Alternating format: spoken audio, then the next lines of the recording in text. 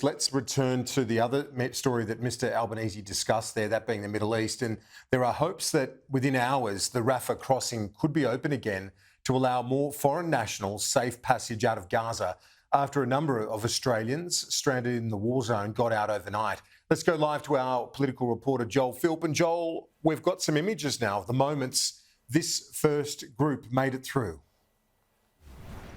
We do, Kieran. This is 23 people with connections to Australia, including 20 Australian citizens, 2 family relatives and someone with permanent visa status.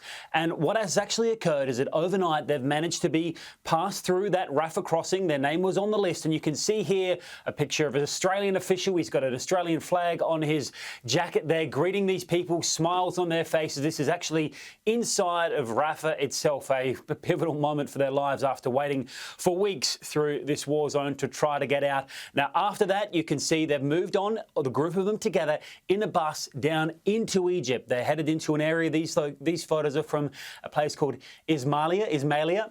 And beyond that, they'll be staying for a period of time in Cairo. The government, the Australian government, is paying for their accommodation there and then flights onwards to the place that they will next call home. Of course, there is still a significant cohort of Australians that are still trapped inside of the war zone.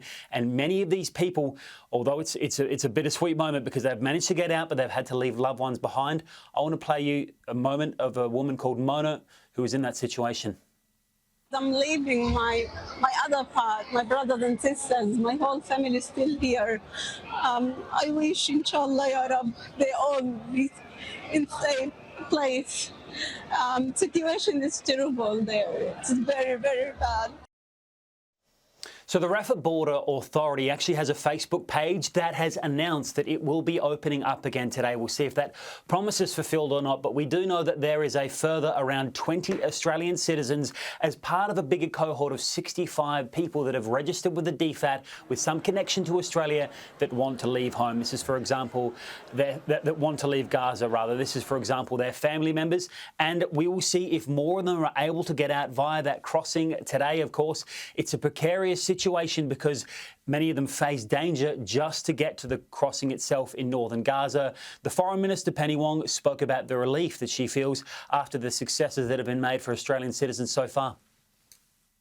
After so much international lobbying, I'm just so relieved that the Rafah crossing has been opened at least overnight, and we will keep working to ensure we get as many of that Australian cohort out as possible if it is opened again, as we anticipate is possible.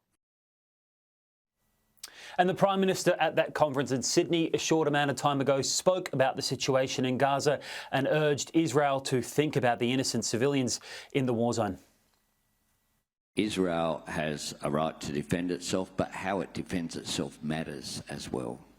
It must comply with international law, including international law and the rules of war, and it is obligated to do all that it can to ensure that innocent civilians are not paying the price of Hamas's atrocities.